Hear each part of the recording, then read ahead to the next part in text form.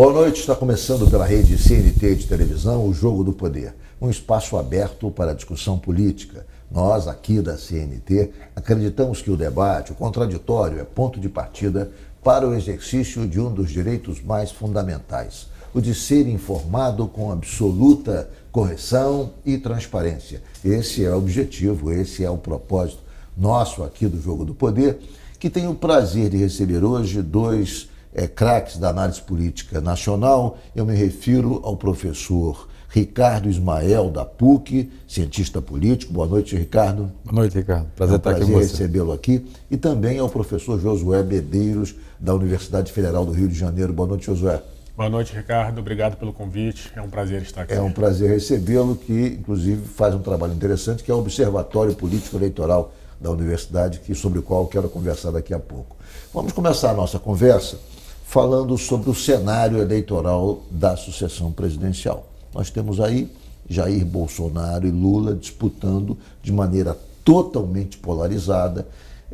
Eu acho que a expectativa que havia da possibilidade de surgir uma terceira via consistente, ela já desapareceu, essa possibilidade já está fora de cogitação.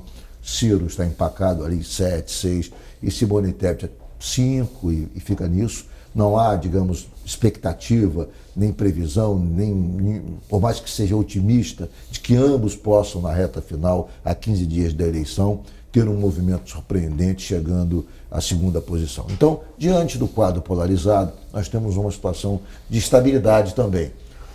Lula se mantém na faixa dos 40, variando ali para baixo ou para cima, dentro da margem de erro.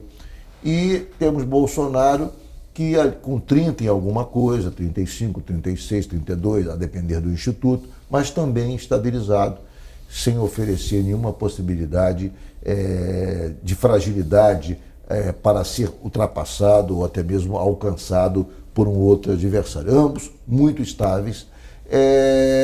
A pergunta que eu faço é o seguinte: vocês acreditam que esse cenário, pelo menos de estabilidade, de absoluta estabilidade, nessa reta final vai se manter? Vocês acreditam que algum fato possa alterar essa situação apresentada até aqui pelas pesquisas? Ricardo Ismael, começa.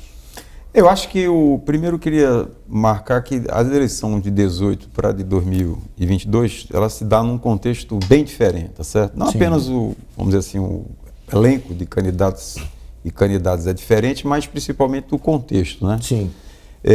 E aparentemente, nesse contexto atual, o candidato Jair Bolsonaro está enfrentando muitas dificuldades, seja porque agora, enfim, já há 4 anos para avaliar o seu governo. Sim. E ele tem uma avaliação negativa, e isso está pesando muito nas intenções de voto. O Lula, que não pôde disputar em 2018, agora, novamente, tem, vamos dizer assim, uma memória do seu governo. Sim. Deve se lembrar que em 2010 Sim. ele sai muito bem avaliado e procura, vamos dizer, a partir dali, se dirigir principalmente a esse eleitorado de baixa renda, Sim. que é localizado no Nordeste, que é 27% do eleitorado. Sim. E, vamos colocar assim, respondendo objetivamente ao que você colocou, há uma tendência de estabilização do quadro, né? Sim. É evidente que a gente no Brasil tem essa questão dos debates, parece que ainda vai ter um debate na Globo. Isso. A gente deve lembrar, por exemplo, na questão do debate da Band, a Simone Tebet terminou tendo um bom desempenho. Ela acabou ficando, crescendo, estava com 2, 3, chegou a 5, se estabilizou. Então, eu diria... Foi apontada como vitoriosa do debate. Eu diria que a gente tem que acompanhar 3 coisas aqui até o Sim. final. Eu acho que tem a questão do debate, se vai haver ou não, e que efeito possa ter. Vamos ver aí uma campanha de voto útil que já está acontecendo, ou seja, tentando convencer aquele eleitor do Ciro que tem como segunda opção o Lula, o da Simone Tebet que tem como segunda opção o Lula, para tentar ver se ele migraria antes de terminar o primeiro turno, né? E eu diria que o Jair Bolsonaro tenta, vamos dizer assim, de alguma maneira, reduzir a sua rejeição. Do ponto de vista de medidas ligadas ao governo, à máquina, eu acho que ele já gastou toda a sua bala de prata e não surtiu o efeito esperado, né? Ele está tentando ainda, vamos dizer assim, procurar fazer algum tipo de evento, como uma viagem agora ao exterior, no funeral da Rainha Elizabeth, para tentar dizer que não está isolado internacionalmente. Enfim, eu acho que ele está tentando aí reduzir a rejeição, para se a eleição chegar ao segundo turno, ele possa, pelo menos, a diferença se reduzir da atual, que passa de 10 pontos. Professor Josué, você concorda? Você acredita também que nós estamos num quadro de absoluta estabilidade, com pouca ou pequena chance de alteração nessa reta final? Ou você acha que pode ter algum fator ainda a influir, a impactar o processo eleitoral de modo a nos surpreender? Eu concordo sim, Ricardo. Acho que a gente está a 17 dias da eleição, né? E a 15 dias do debate da Globo, que acontece numa quinta-feira. Então acho que de hoje até o debate da Globo, sem nenhum fato novo, as pesquisas vão mostrar variações de 1 ponto para um, de 2 pontos para outro, nada que altere o quadro.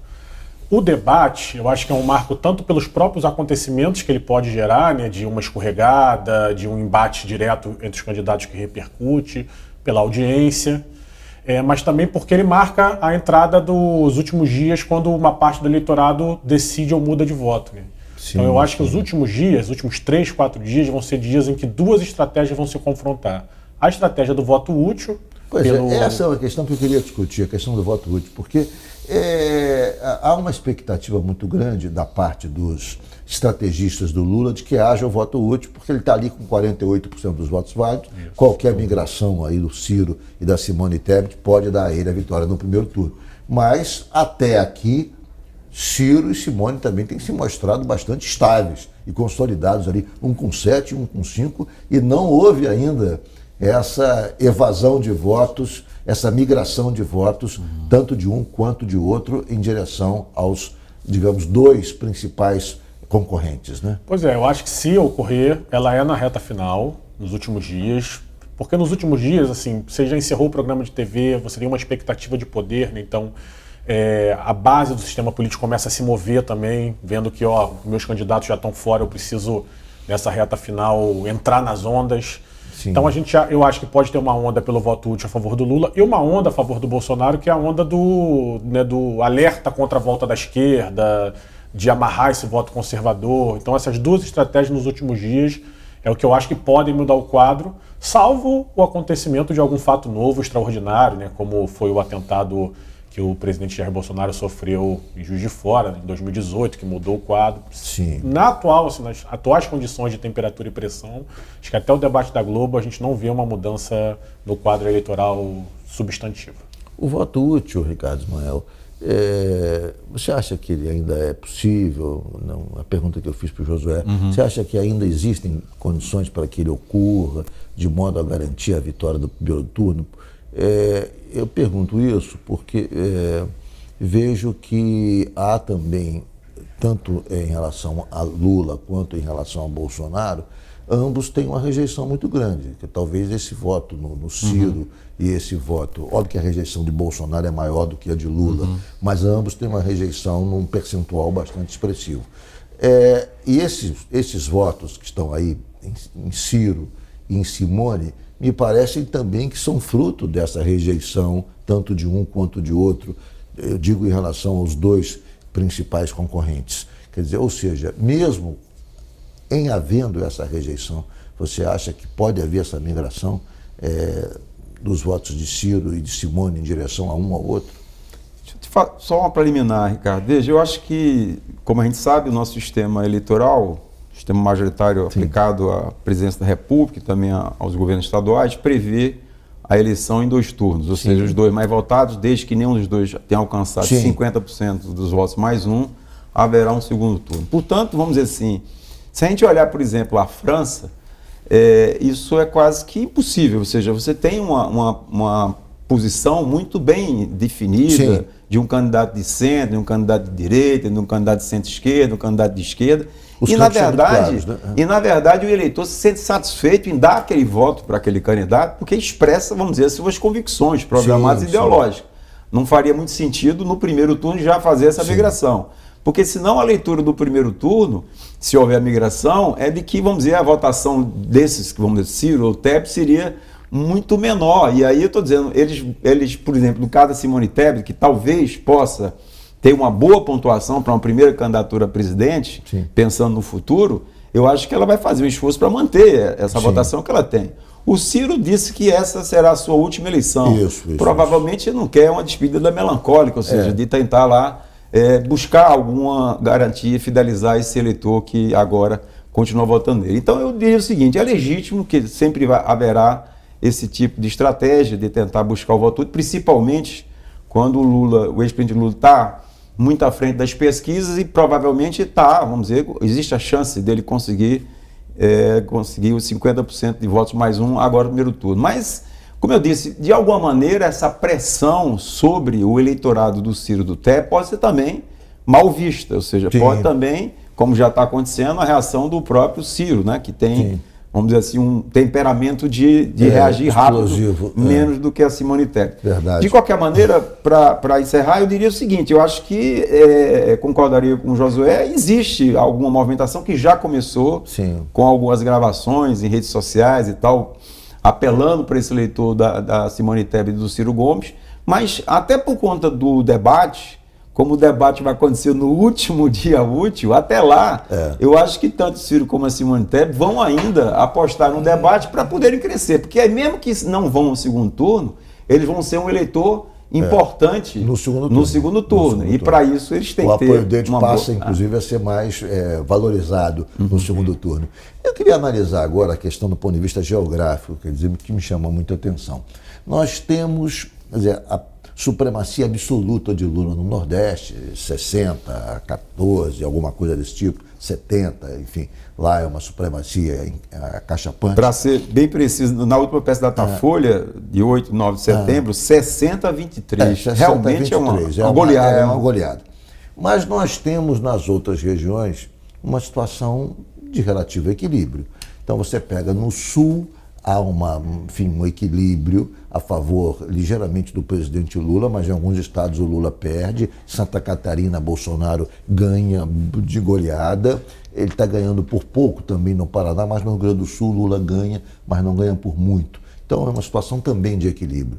Você pega a situação no Sudeste, no Rio de Janeiro, de acordo com o IPEC, Bolsonaro já passou por pouco o presidente Lula, de acordo com o Aquest, de acordo com o IPEC não, o presidente Bolsonaro se encontra aí na frente, mas também dentro da margem de erro. Em Minas, o presidente Lula está na frente.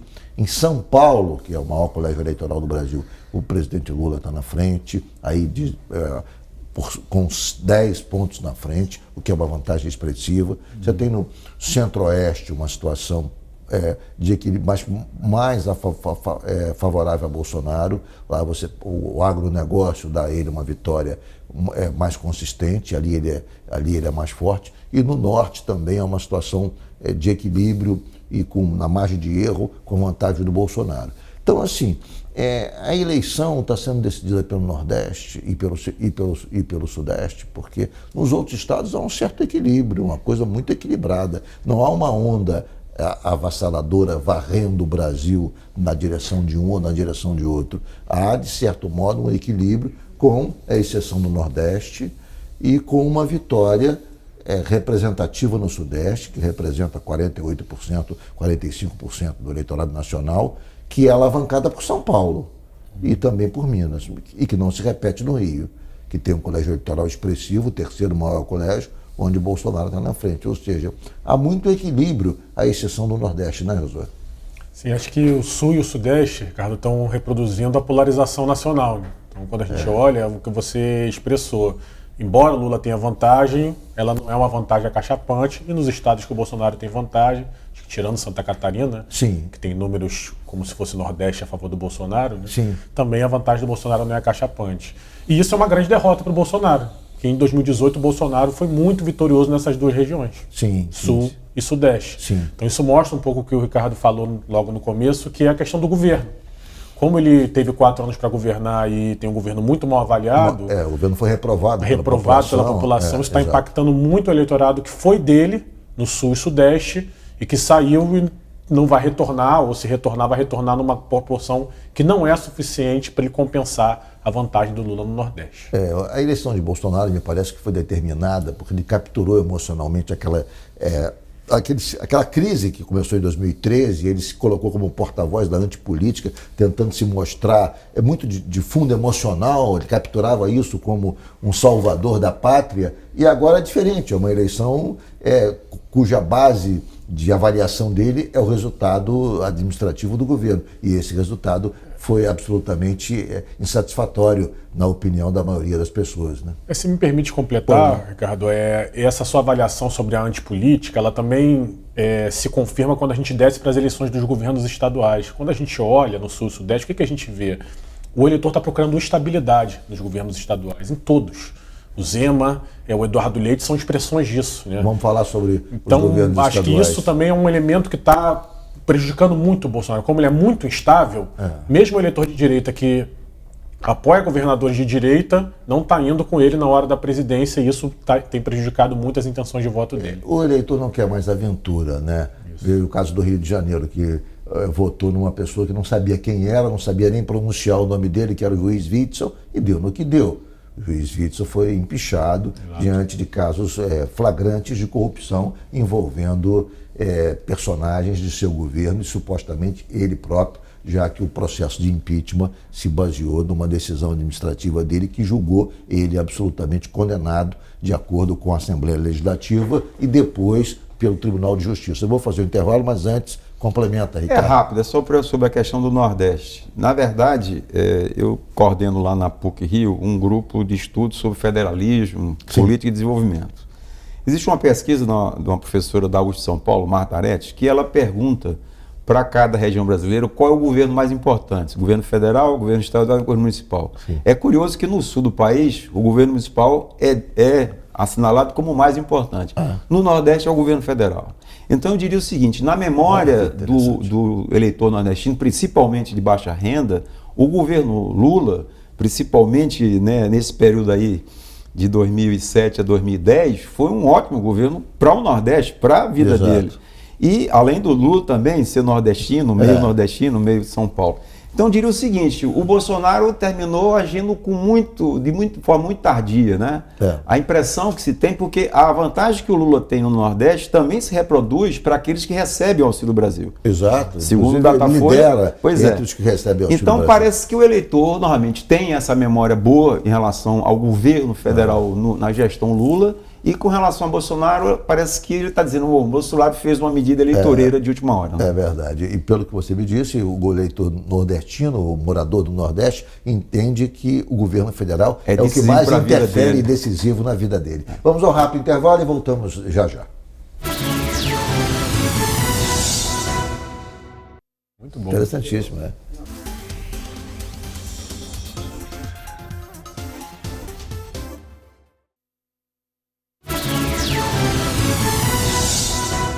Voltamos com o Jogo do Poder, recebendo hoje dois cientistas políticos, o professor Ricardo Ismael, da PUC, e o professor Josué Medeiros, da Universidade Federal do Rio de Janeiro. Eu queria abordar aqui agora, nesse bloco, a questão do desequilíbrio das intenções de voto entre eleitores evangélicos e eleitores católicos. É um desequilíbrio absoluto, total. O presidente Bolsonaro lidera com goleada, com folga entre os evangélicos, e Lula lidera entre os católicos. Bolsonaro também ganha entre aqueles que ganham acima de 5 salários mínimos, Bolsonaro também ganha. Ou seja, eu vou usar a terminologia, mas não é bem isso, mas enfim, é o que o IBGE adota. Os mais ricos, que ganham 5 salários mínimos, acima de 5 salários mínimos, votam em Bolsonaro. E os evangélicos também votam em Bolsonaro. Por que razão, quer dizer, digamos, esse eleitor evangélico, esse eleitorado evangélico se tornou um território, uma base quase inexpugnável do Bolsonaro? Ali ninguém entra, ali é só Bolsonaro. Só ele consegue dialogar com esse público, Ricardo? Eu acho que se a gente rememorar a eleição de 2018, ali o Bolsonaro fez uma estratégia que surtiu efeito, né? Ele adota essa pauta de costumes conservadora, né? Porque tem várias pautas, vamos dizer assim. Tem a questão de defender o golpe de 64, e aí a questão dos militares, tem outras pautas. Mas eu acho que essa pauta não é a pauta que sensibiliza o público evangélico, é mais a pauta de costumes. Não, é isso que eu ia chegar. A pauta de costumes, que se você se lembrar, em 2018... houve até o movimento Ele Não, mas novamente, de alguma maneira aquele movimento até fez com que os evangélicos se consolidassem Lógico, ao evidente. lado de Bolsonaro. Aquele movimento ele não realçou as questões, a pauta identitária, Exatamente. LGBT, e isso reforça, cria uma reação dentro desse campo evangélico muito grande. Eu acho que ele, nesse sentido, vamos dizer, ele vai fidelizando esse público já desde 2018 e durante a sua gestão, o seu governo, vamos dizer, ele sempre procurou se dirigir a esse público, e também conta com a vantagem. A maior parte dessas lideranças evangélicas, que são formadores de opinião, continuam apoiando ele e fazendo, inclusive, marcha para Jesus e outras manifestações. E tal, também, disseminando fake news, dizendo que Lula vai fechar a igreja, coisas absolutamente falsas são disseminadas e difundidas. Ricardo, Josué, você acredita que também, digamos que esse território é um território perdido para a esquerda? Não acredito que seja perdido não, Ricardo, mas acho que o próprio Ricardo, no final da resposta dele, me deu o gancho para complementar, né? Acho que tem uma questão discursiva de fidelização que a gente já falou sobre 2018, mas tem uma questão de organização, né? No monitoramento eleitoral que eu coordeno na UFRJ, no Observatório Político Eleitoral, um dos temas é o voto evangélico. E a gente, por exemplo, durante a Marcha para Jesus, monitorou não apenas a questão discursiva, mas a quantidade de agendas que o Bolsonaro fez em igrejas para preparar as marchas para Jesus. Então você tem aí toda uma capilaridade de organização política como um partido político. Então você vai fidelizando aquele eleitorado por uma mensagem, mas você também fideliza esse eleitorado por uma organização, que você vai para a base, vai em cada igreja, você mapeia os problemas, você tenta recuperar. Vamos lembrar que nas segmentações de Datafolha e de outras pesquisas, o Lula estava melhor entre os evangélicos do que está agora, né? O Bolsonaro sempre perdeu. Sempre perdendo, mas estava mais parelho e agora abriu de novo. De novo. Porque é isso, foi uma estratégia que passa por uma mensagem, mas passa por uma organização. Aí eu queria fazer uma observação, que é minha pessoal, mas eu acho o seguinte: a esquerda precisa construir um discurso de interlocução com o público evangélico. Não, esse público cresce, já é 35% no Rio de Janeiro, pode chegar a 40% e pode chegar até ser maioria no Brasil daqui a algum tempo. E me parece que a esquerda não tem um discurso azeitado para dialogar com esse público. Por exemplo, o discurso da esquerda dirigido às mulheres, que é um discurso que durante muito tempo foi construído com base na difusão de conceitos feministas, é absolutamente rejeitado pela mulher evangélica conservadora, ou seja, a esquerda precisa construir um discurso que seja palatável para o público pobre, que é teoricamente o seu público, mas que também é evangélico, portanto rejeita valores identitários que a esquerda bradou ao longo de muitos anos e apresentou como os temas supostamente centrais de sua luta política. Ricardo Ismael, o que você acha em relação a isso? É uma deficiência que não só o PT, que é o principal partido da esquerda brasileira, mas que a esquerda, de forma geral, tem, e é preciso se refazer alguma coisa, se reconstruir ou se construir, enfim, alguma coisa que possibilite esse diálogo com esse universo que é crescente no Brasil. Essa dificuldade, eu acho que está presente não apenas aqui no Brasil, mas agora mesmo no Chile, né? Sim. Uma das explicações para a rejeição da nova proposta de Constituição é que ela terminou, vamos dizer assim, abraçando muitas dessas pautas identitárias e terminou havendo uma rejeição por mais de 60% da população. Sim. Mas eu queria só salientar que muitas dessas lutas identitárias são absolutamente legítimas. Eu entendi também que você não está se colocando contra elas. Não, são legítimas, né? Mas o fato é que afugenta esse público. Pois é, do ponto de vista eleitoral, ela coloca para a liderança de esquerda, muitas vezes, um dilema, né? Ou seja, não dá para ficar falando apenas dessas pautas identitárias ou se dirigindo a esse público, porque aí você vai certamente fazer uma campanha mais para um legislativo, mais uma campanha parlamentar do que uma campanha majoritária. Uma campanha parlamentar, a pessoa se elege com esse voto tranquilamente. Majoritária Na campanha majoritária, você precisa entender essas contradições que existem no Brasil, no eleitorado brasileiro, né? Quer dizer, no fundo, aliás, isso é uma das coisas que talvez a partir agora de em diante vai ficar claro, mesmo que o Bolsonaro perca, está aí uma direita organizada no Brasil. É evidente. Assim como existe na França, assim como existe em outros países. Quer dizer, não vamos imaginar que essa direita está aí, constituída. Aliás, o Datafolha mostra que está na faixa aí de 35%.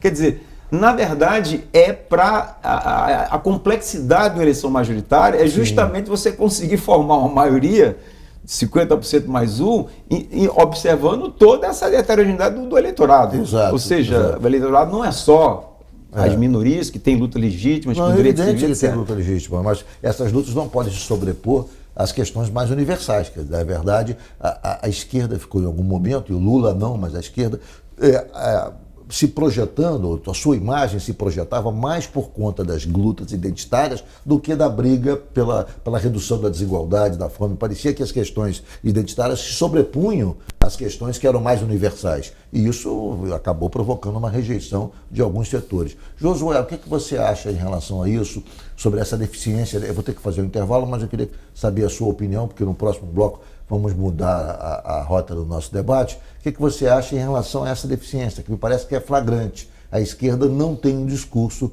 para dialogar com o seu eleitor, que seria o pobre, mas também evangélico, portanto de viés conservador.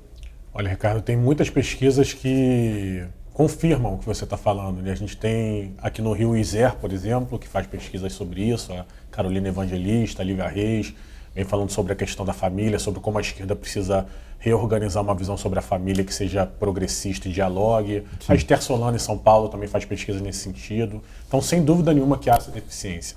O que eu quero chamar a atenção, inclusive faço isso no diálogo com elas, por exemplo, é que não é só uma questão de discurso, né? Se a esquerda, ou o campo progressista, ou as próprias instituições brasileiras não forem capazes de organizar um diálogo permanente, republicano, com essa parcela da população, né, essa extrema-direita, ou essa direita organizada, né, que eu concordo com o Ricardo, ela vai sempre largar na frente, porque são trabalhos de anos. Né? Você não chega na eleição com um discurso e ganha, você precisa preparar um terreno, tanto com políticas públicas, quanto com associativismo. Então é preciso que a gente olhe para esse segmento não só do ponto de vista da narrativa, mas também do ponto de vista da organização política e social. A meu ver, eu acho que esse é o maior desafio da esquerda brasileira nesse tempo, porque o eleitorado evangélico cresce ano a ano e tende, na minha opinião, a ser majoritário, e a esquerda não está compreendendo esse processo, ou pelo menos não desenvolveu nada para se colocar ao lado desse eleitor que, do ponto de vista numérico, na minha opinião, a curto prazo ou a médio prazo, tende a ser majoritário no Brasil. Vamos ao rápido intervalo, o Jogo do Poder volta já já.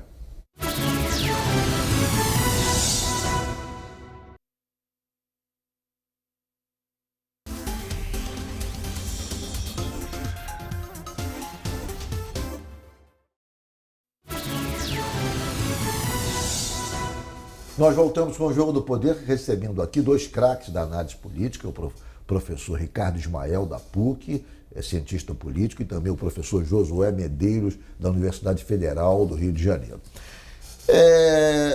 A situação do Bolsonaro em relação à eleição, eu queria voltar a um tema que a gente abordou. Nós temos dois blocos, eu quero falar um pouco do Rio de Janeiro, mas quero complementar essa parte nacional, falando da questão das armas administrativas que foram usadas para melhorar a posição de Bolsonaro e não surtir efeito. Você não acredita mais em resultado administrativo, né, Ricardo? Porque tivemos a redução do preço da gasolina, tivemos o aumento do Auxílio Brasil para R$600, se esperava então uma recuperação do Bolsonaro junto aos eleitores. Não está se vendo isso. Quer dizer, houve ali um pouquinho, melhorou um pouquinho no Nordeste, mas muito pouco, nada expressivo. A vantagem de Lula continua esmagadora. Quer dizer, não há mais instrumentos administrativos capazes de darem a Bolsonaro um oxigênio final, né? Veja lá, eu acho que o ambiente que está se desenrolando na eleição, principalmente do ponto de vista da economia, está bem melhor do que aquela previsão ali no janeiro e fevereiro, tá certo? Então, a previsão de a economia crescer 3%, 2,5%. No início do ano era 0,5%, agora fala em 3%. 3%, pois é. Então, acho que ele conseguiu aí, evidentemente, vamos dizer, manobrando aí essa questão dos combustíveis, que vai terminar fazendo com que a inflação, que também estava galopante, né, recuasse. Recuou bastante. E, de alguma maneira, enfim, muitos incentivos aí que ele foi, enfim, fazendo não só o Auxílio Brasil, mas a questão também, antecipação do INSS, vários estímulos para que a economia pudesse decolar. Voucher caminhoneiro, voucher taxista e tal. Eu acho que o problema central é que, vamos dizer assim, o Bolsonaro passou a ouvir algumas ponderações no seu staff só agora, em 2022, tá certo? Ou seja, durante o governo, vai acumular uma série de, vamos colocar assim, oportunidades perdidas. Ele poderia ter saído bem durante a pandemia do Covid, mas escolheu ir para um caminho que, inclusive, ele agora está se desculpando, porque disse a expressão que eu não sou coveiro. Não sou coveiro, exatamente. A questão social mesmo... Culpa, a questão social mesmo, houve a interrupção do auxílio emergencial por um tempo. Ali foi dramático aquilo ali. Quer dizer, houve muitos erros, tá certo? Para que ele pudesse, de fato, vamos dizer assim, ter conquistado uma fatia desse eleitorado de baixa renda e que ele não fosse interpretado agora como uma coisa puramente eleitoreira. Ele não ouvia ninguém e passou a ouvir depois que ele incorporou o Centrão, e aí eu digo Ciro Nogueira, que são, são profissionais o próprio Arthur Lira, que são política. Profissionais da política, que você pode discordar da posição deles do ponto de vista ideológico, mas é inegável que são profissionais da política. Depois que ele incorporou essa tropa ao governo, aí tentaram fazer uma correção de rumo, talvez tardiamente, não é, José? Eu acho que é bem tardiamente, né? Sobre o Auxílio Brasil, por exemplo, né, eu gosto de fazer uma comparação com o Bolsa Família. O Lula começou o governo dele em 2003 com fome zero, né? Aí o programa patinou, em 2004 ele começa o Bolsa Família. E ele vai colher os dividendos disso em 2006. Né? Foram 2 anos de maturação dessa política pública. O que significa isso? Né? Você testa a política pública, você vê os impactos, você faz depois pesquisas qualitativas para ver como a população está reagindo, aí você prepara uma narrativa eleitoral, você testa, ajusta. Então é todo um processo que leva tempo. No caso do Lula, 2 anos. E o Bolsonaro, primeiro que a vida toda foi contra o Bolsa Família, né? Então tem muitas declarações contra esse tipo de política pública. Quando faz desse jeito que o Ricardo citou. Descontinua, ele mesmo ora fala a favor, ora fala contra. E quando resolve realmente fazer, há 2 meses da eleição. Então o eleitorado percebe. Não né? percebe e não Exatamente. acredita que isso é para valer. Né? E mesmo nessa incorporação que ele fez do Centrão, né, o que o Centrão falou para ele? Você agora tem que, em todo discurso seu, falar do Auxílio Brasil. Ele não faz isso. Ele fala do Auxílio Brasil, ele fala da urna eletrônica, ele fala da Vera Magalhães, então ele próprio não consegue concentrar a mensagem. Ele fala da Nicarágua, da Venezuela. Então, o Lula só falava do Bolsa Família, né? Bolsa Família, ele articulava o discurso. Bolsa Família, geração de emprego, Sim. desenvolvimento nacional, PAC, né, na época. Então, o Bolsonaro não articula. O Auxílio Brasil, além de ser muito recente, além de ser descontinuado, como o Ricardo falou, ele é irregular no próprio discurso do presidente. Então, não tem efeitos. O Bolsonaro resolveu governar muito tardiamente e reeleição é um plebiscito sobre o governo, né? E ele está perdendo esse plebiscito. Vamos trazer agora a nossa conversa para o Rio de Janeiro. Rio de Janeiro temos governo do Estado e Senado. No governo do Estado temos a posição consolidada, aparentemente, de vitória do governador Cláudio Castro. Ele construiu uma grande ramificação de partidos, uma grande tessitura de apoios partidários e tem também a máquina administrativa e tem um governo com dinheiro. Não só o dinheiro da SEDAI, como o dinheiro da própria recuperação da economia. Os royalties voltaram a crescer. O Rio de Janeiro hoje está arrecadando valor expressivo de royalties, significativamente maior do que anos anteriores novamente. Estamos com pujança nos royalties, estamos com o dinheiro da SEDAI, estamos vivendo um momento de recuperação da economia. Então, esses 3 fatores conjugados deram a Cláudio Castro, quer dizer, poder administrativo, somado, o que também reflete e facilita a construção dessa rede política de apoio, até porque um governo forte tem apoios quase que espontâneos. E aí ele construiu essa rede de 14 partidos e tal, que faz com que ele, que era um político desconhecido, um vereador do Rio de Janeiro, sem expressão política relevante, chegasse onde chegou. Hoje ele está despontando como um candidato potencialmente vitorioso. Eu queria saber qual é a sua análise, Ricardo Ismael. Como é que você analisa essa ascensão e a aparente consolidação de Cláudio Castro como candidato potencialmente vitorioso? Da sua opinião, isso se dá mais pelo trabalho de Cláudio Castro ou pelas deficiências da construção política de Marcelo Freixo em sua mudança ao centro? Tem um conjunto de fatores, mas eu acho que, indo para a análise do governador, que tenta agora a reeleição, eu acho que tem um primeiro aspecto, de que ele fez essa costura política e agora, dentro da eleição, essa costura política começa a dar resultados. Candidatos a deputado estadual, deputado federal, prefeitos. Mas eu acho que tem dois aspectos que são importantes aqui serem citados.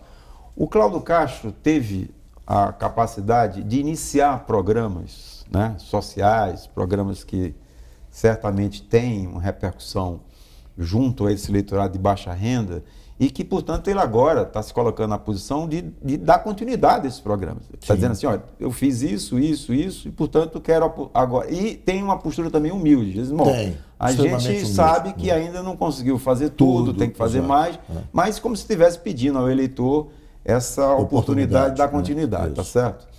E, aparentemente, por conta até dessa ampla aliança que ele formou, ele tem, na prática, somente dois adversários. O ex-prefeito de Niterói, Rodrigo Neves, e o Marcelo Freixo. Isso. O Freixo tem uma passagem muito importante, 2 vezes aqui candidato a prefeito, deputado federal dos mais votados da história do estado do Rio de Janeiro, mas tem uma dificuldade grande de penetração no interior e talvez também na própria Baixada Fluminense, para também não falar da questão do eleitorado evangélico. Então, acho que a tentativa do Freixo, agora para a reta final, é tentar ver se consegue se aliar ao voto que o Lula está tendo aqui no estado, para conseguir ter ainda alguma chance no segundo turno. Só que o Cláudio Castro também está, de uma certa maneira, neutralizando isso, porque ele não está vinculando a candidatura dele ao Bolsonaro. Não, ele não cita Bolsonaro, e quando entrevistado pelo Globo, ele diz, não vou criticar o presidente Lula, não quero, enfim, não é a minha postura,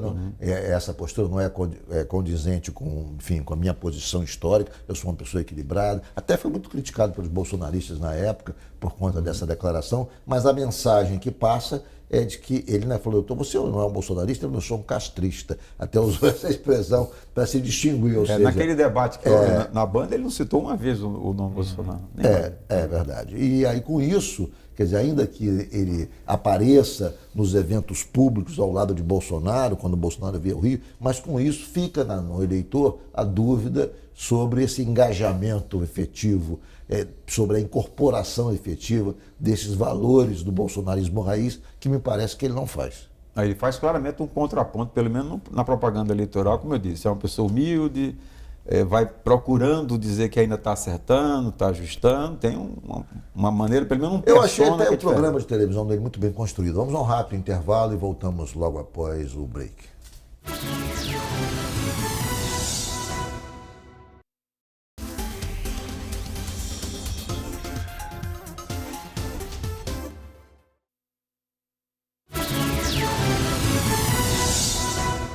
Voltamos com o Jogo do Poder, estamos agora no último bloco dessa conversa aqui com o professor Ricardo Ismael e com o professor Josué Medeiros. Josué, eu falava com o Ricardo Ismael e você não chegou a comentar sobre isso. O que você está achando desse processo, quer dizer, dessa posição de liderança do Cláudio Castro? E que a campanha começou com Freixo na frente. E Freixo parecia imbatível. Eu me lembro até que quando houve uma discussão sobre que candidatura o PT deveria abraçar no Rio de Janeiro, e aí eu escutei de vários próceres do PT, não, tem que ser o Freixo. Como não apoiar Freixo? Freixo está na frente. Freixo é o líder do processo eleitoral. Ele tinha um recall muito bom e se colocou como líder. Ele perdeu a liderança diante do crescimento paulatino e consistente do Cláudio Castro. Como é que você vê isso? Que tipo de projeção você faz desse resultado apresentado até aqui pelas pesquisas em relação ao primeiro e ao segundo turno, caso haja segundo turno? Olha, Ricardo, acho que a eleição no Rio recupera 2 coisas que a gente já conversou aqui falando da Nacional. O primeiro é que a reeleição é um plebiscito sobre o governo. Então, como o professor Ricardo Ismael estava falando, eu concordo, o Cláudio Castro governou, diferente do Bolsonaro, né? Isso. Ele organizou programas, políticas públicas e ele apresenta um discurso de continuidade. Em relação à vacina, ele se disse preocupado e passou a distribuir vacinas. Exatamente. Então ele governou. Nesse plebiscito ele está ganhando. Agora, tem um segundo elemento que eu trouxe também na conversa, justamente quando citei as eleições estaduais, que é o elemento da estabilidade. O eleitor quer estabilidade, o Bolsonaro não passa essa segurança, o Lula passa, e os governadores que passam essa segurança conseguem sair na dianteira. E aí o Cláudio Castro tem um problema. Por quê? Porque esse grande condomínio partidário que ele organizou tem muitos problemas de corrupção, né? São muitas denúncias, muitas ações do Ministério Público, prisões, ele teve que substituir o vice. Então, esse elemento da instabilidade está com o Cláudio Castro.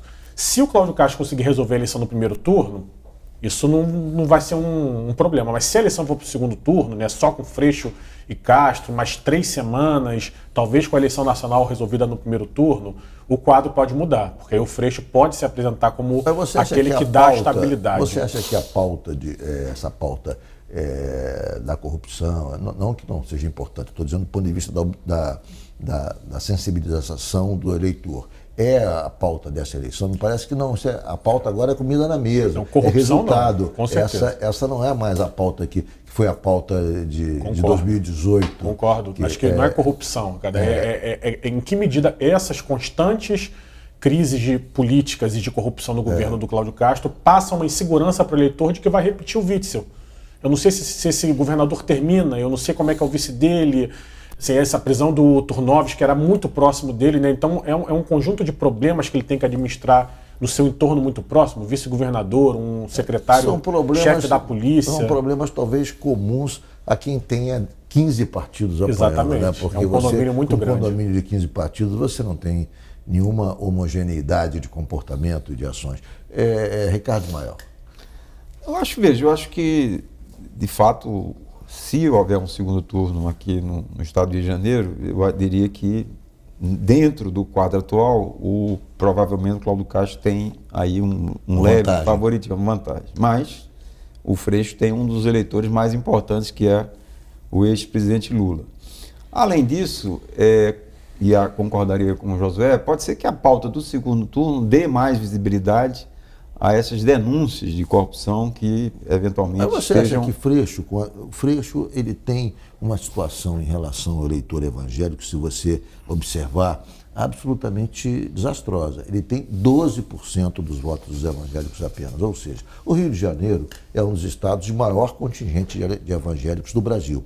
Tem 35%, 38%. Ele não passa de 12%, ou seja, ele, como teve uma trajetória política muito identificada com as pautas tradicionais, identitárias, de esquerda, e isso para ele era importante, porque ele se reelegia sempre por conta disso, ele construiu uma carreira brilhante, inclusive, meritória. Ele foi um parlamentar atuante, um grande parlamentar, mas com base nesses princípios. Ele se pautou a vida inteira disso. Quer dizer, isso de alguma maneira traz uma rejeição em setores do eleitorado evangélico que são insuperáveis a curto prazo. Há quem, inclusive, acha que Freixo está agregando ao presidente Lula essa rejeição, tanto que o presidente Lula perde a eleição por pouco, mas segundo a Quest, está perdendo a eleição no Rio, diferentemente do que estava acontecendo um tempo atrás, um mês atrás. Há quem atribua, digamos, essa transferência de rejeição do Freixo junto a esse eleitorado mais conservador. O que eu quero dizer é o seguinte, com base nessa restrição que ele tem, você acha que ele pode ainda superar Cláudio Castro? Acho que tem 3 questões, eu acho que vou concordar bem próximo à sua. Em primeiro, eu acho que o Freixo é um político muito da capital, tá certo? Que depende muito do voto da capital. Tem dificuldade na Baixada e no interior, está investindo nisso.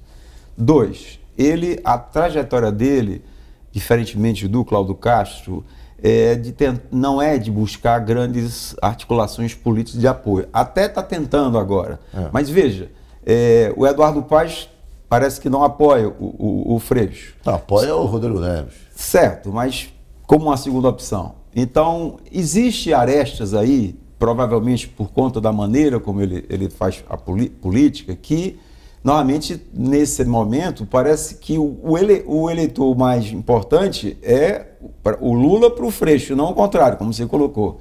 E eu diria que, vamos dizer, a tentativa de colocar o César Maia como vice, até agora não deu fruto, quer dizer, de tentar falar para um eleitor de centro, um conservador. Mesmo que eu acho que ele não tenha perdido, vamos dizer, o eleitorado tradicionalmente já cativo dele, mas ele pode, com essas mudanças agora muito recentes, desestimular a militância, porque a militância, na verdade, né, quando ele foi candidato aqui a cidade do Rio de Janeiro, a prefeito, ela incendiava a cidade. Sim, coisa. sim. Não está havendo muito isso. Provavelmente porque eu estou dizendo, ele agora fez um ajuste, botando o César Maia como vice, ajuste no discurso, que Ou talvez seja, está sendo ainda ou absorvido seja, a por essa militância que aprovava e que era vinculada àquelas pautas tradicionais deu uma recuada. deu uma recuada. E ele também não conseguiu, ou seja, ele perdeu o que tinha e não está conseguindo ganhar. Ele vai. Não, esse pessoal vai votar nele, mas eu estou dizendo já Mas não, sem não grande se entusiasmo. envolvendo dentro da Sem- campanha como sem não passa a fazer. entusiasmo. O Josué, a pesquisa da Quest mostra que Freixo tem uma vantagem na capital, como disse o Ricardo Ismael, ele lidera na capital, mas por pouco. É a diferença de 3 pontos na capital. E ele simplesmente não existe no interior. No interior a campanha dele, ele está dando pontuando com 14, 15, mas enfim, é uma diferença cavalar no interior e está perdendo também fora da margem de erro de maneira expressiva na Baixada. A Baixada é onde você tem um voto, enfim, mais popular, mas também evangélico, fortemente evangélico. Ele perde na Baixada, perde no interior que é conservador e na capital ganha por pouco. Ele tinha que ganhar de goleada na capital para ser competitivo, não acha? Com certeza, cara. Essa questão da capital entra o Eduardo Paes, né? Como o Freixo tentou e não conseguiu fazer uma aliança com o Eduardo Paes, isso segura o crescimento dele. Por isso a expectativa de um segundo turno. A ideia de que no segundo turno, com o apoio efetivo do Eduardo Paes, seja possível ganhar de goleada, que eu concordo com você. Mas o Cláudio Castro é favorito, um pouco todos esses elementos que vocês estão trazendo, né, que a gente já conversou, a máquina governar, os partidos, o programa eleitoral. Agora, segundo turno é segundo turno, a eleição só acaba quando termina.